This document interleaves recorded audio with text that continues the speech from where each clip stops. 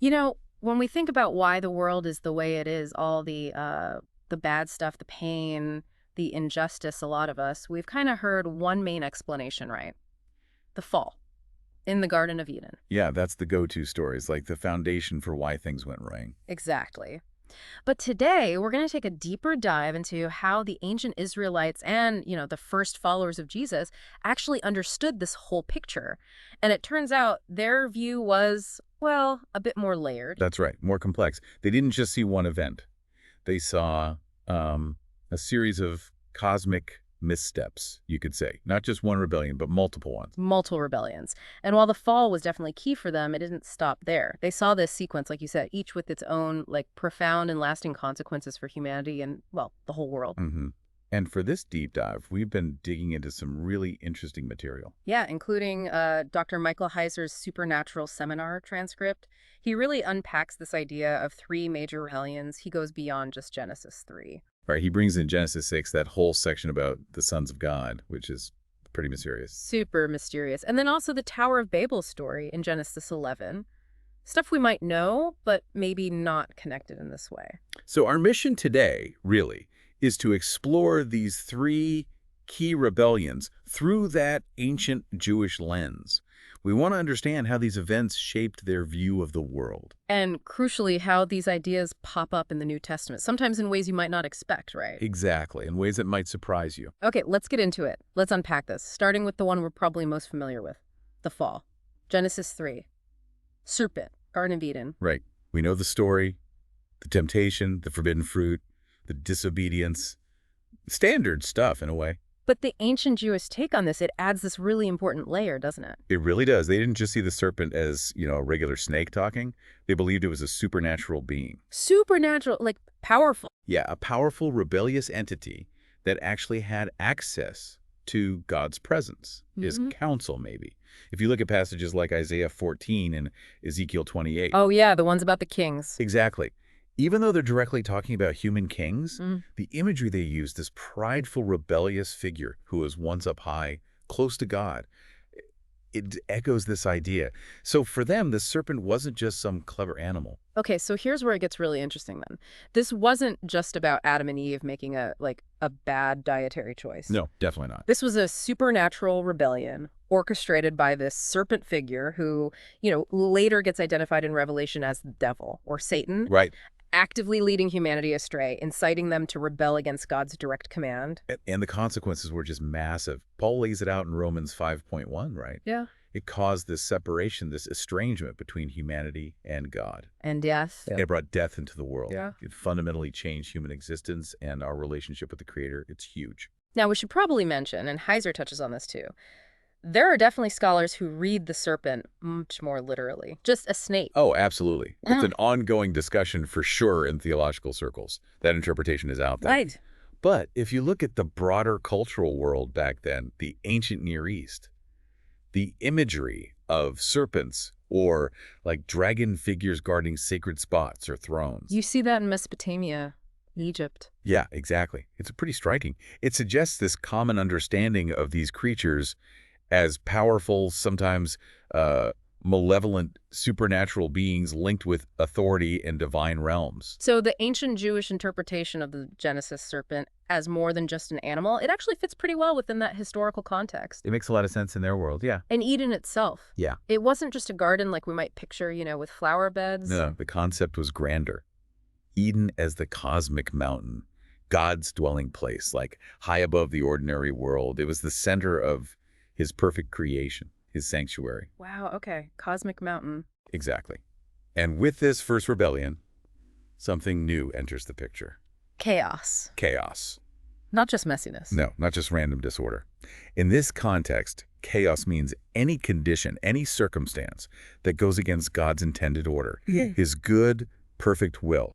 It's a disruption right at the heart of creation's harmony. So as a result of this rebellion, the serpent figure, he gets cast down, exiled from God's presence. Cast down, yeah. And the Hebrew word for earth, used in Genesis, eretz, Yeah. it can also mean the realm of the dead, the underworld. Wait, really? Eretz can mean the underworld? They can carry that connotation. Yeah. So in ancient Israelite thinking, this rebellious serpent effectively becomes associated with, well, even seen as the Lord of the Dead. The Lord of the Dead. That's dark. It is, because from that point on, death is the reality for humanity. Yeah. And this leads to this idea of decreation. Decreating, like undoing creation. Sort of. A reversal of the life and harmony and perfect order that Eden represented. Heiser uses that Stranger Things analogy, the upside down. Oh, yeah, yeah. It's like the earth becomes this place of decay, death. The opposite of God's original good creation. A world marked by the fallout from this first rebellion. And the Old Testament kind of leans into this imagery, doesn't it? Like barren places, the wilderness. Totally. Those inhospitable places, deserts, they're often described using language linked to the underworld, to demonic beings, Yeah. creatures that live there, like scavengers associated with death. They become symbolic of these, like, unclean, anti-Eden fortresses. Precisely. And you see this idea acted out really vividly in the Day of Atonement ceremony, Leviticus 16, the two goats. That's one sacrifice to the Lord for atonement. But the other goat, the scapegoat, Mm-hmm. it's designated for Azazel and sent out into the wilderness. Azazel. Now that name's important, isn't it? It's not just a random word. Crucial.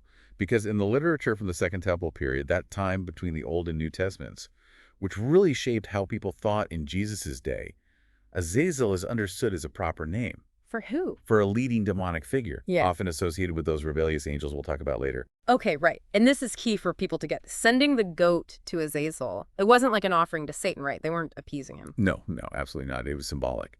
Transferring the nation's sin out of the holy space, out of the community. And into the desolate wilderness. The realm associated with death and these rebellious powers. Far away from God's presence in the camp. Exactly. And understanding that helps make sense of Paul's kind of harsh-sounding analogy in 1 Corinthians 5. Where he talks about delivering the unrepentant guy unto Satan. Yeah. It's likely not a literal handing over, but more like a removal from the sacred space, the protection of the church community, pushing them outside that holy boundary, mirroring the goat going into the wilderness. Okay.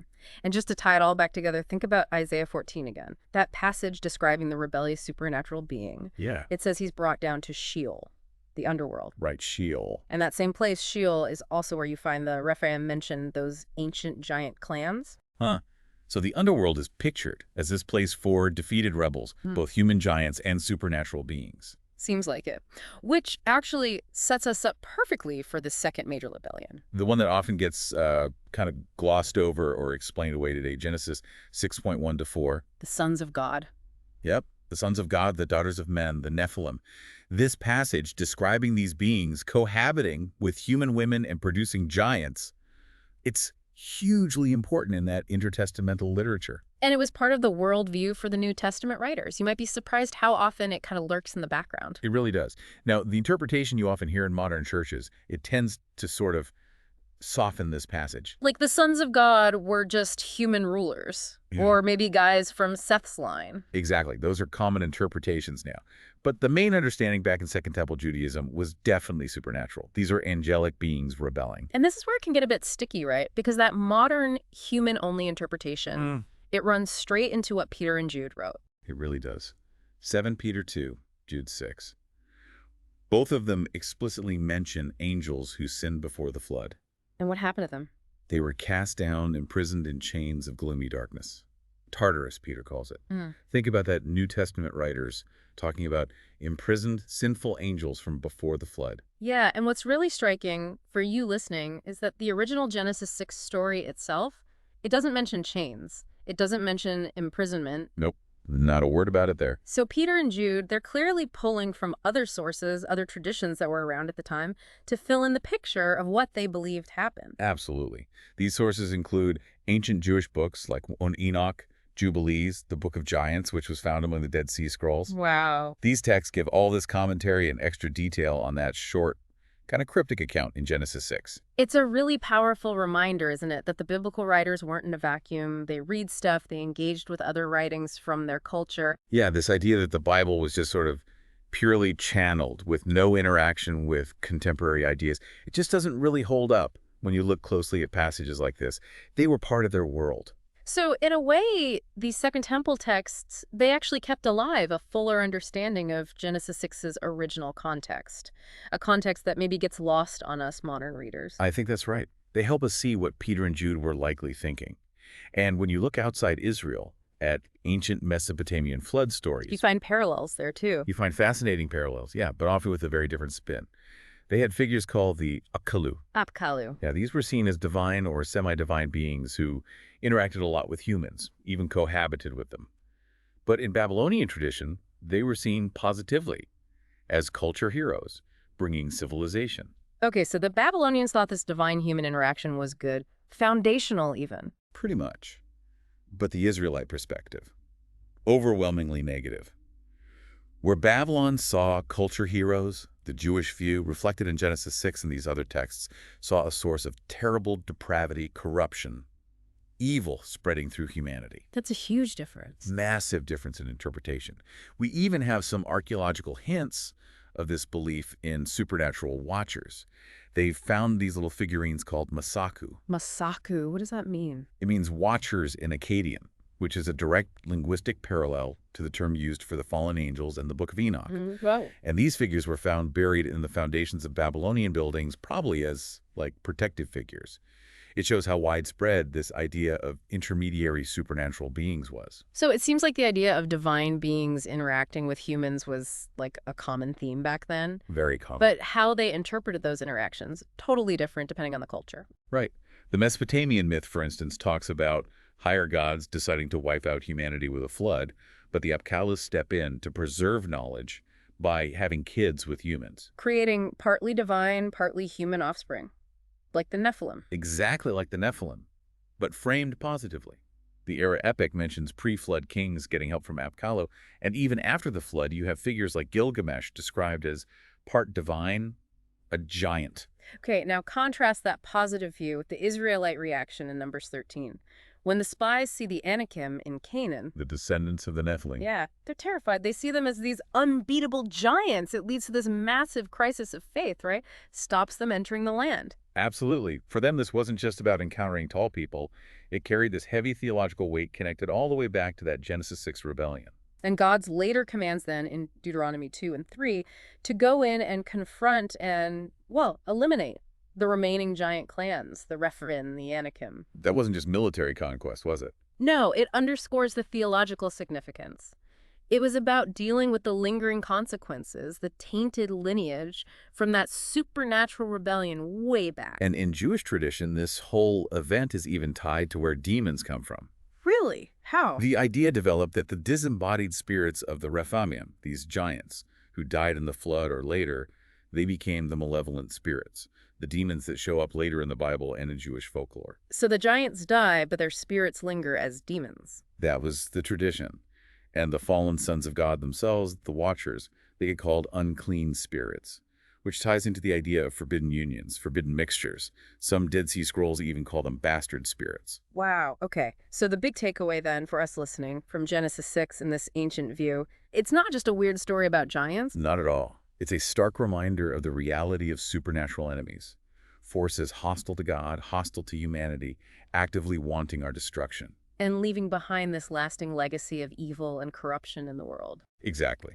And while the original rebel angels, the Watchers, are said to be imprisoned, Their influence through these demonic entities is still active. it can still be felt. Yeah, demons are still active in the world, according to this view. And it's significant, isn't it, that key figures like Moses and Joshua, whose name is Yeshua, same as Jesus. And King David. Right. All seen as kind of foreshadowing the Messiah. They play these key roles in confronting and defeating the descendants of the Nephilim. It points towards the Messiah's ultimate victory over these dark forces. Heiser even suggests the timing of Jesus' birth might be a deliberate counter-story to the Watcher myth, How so? like a polemic against it. Yeah. And he points to the women in Jesus' genealogy, some with, let's say, complicated or rebellious sexual histories. Tamar, Rahab, Bathsheba. Yeah, as evidence of God's redemptive plan working even through these broken human stories, counteracting that original corruption. That's a really thought-provoking connection. And what about Paul in Galatians 3, where he says the law was added because of transgressions, plural? Right. That's another potential link. Could transgressions refer not just to individual human sins, but also maybe hint back to the original big transgressions of the Watchers? with the law being given to kind of curb the human self-destruction that resulted from their corrupting influence. It's a possible reading, connecting the dots in that ancient worldview. And Peter, 1 Peter 3, he jumps between the fallen angels, Noah's Ark, Christ's resurrection. It seems kind of random at first. It does seem disconnected, yeah.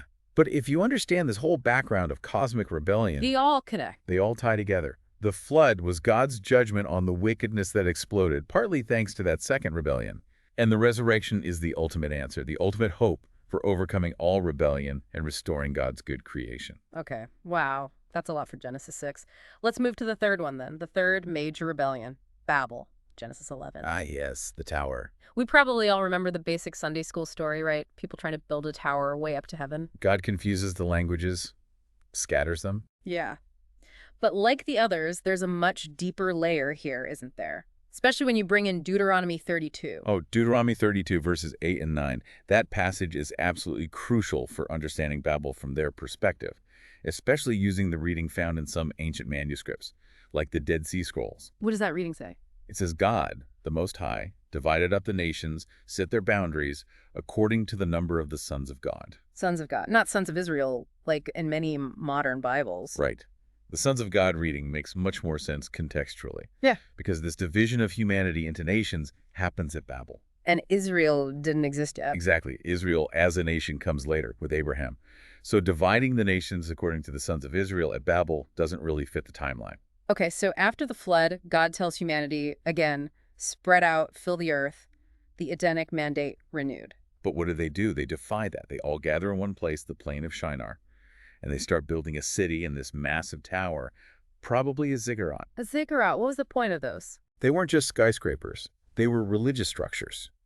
They were meant to be a way to connect heaven and earth, basically trying to bring the deity down to their level on their terms through human effort, which is kind of the opposite of how God works. So God's response at Babel, Heiser describes it almost like a divorce, a disinheritance. That's a helpful way to think about it.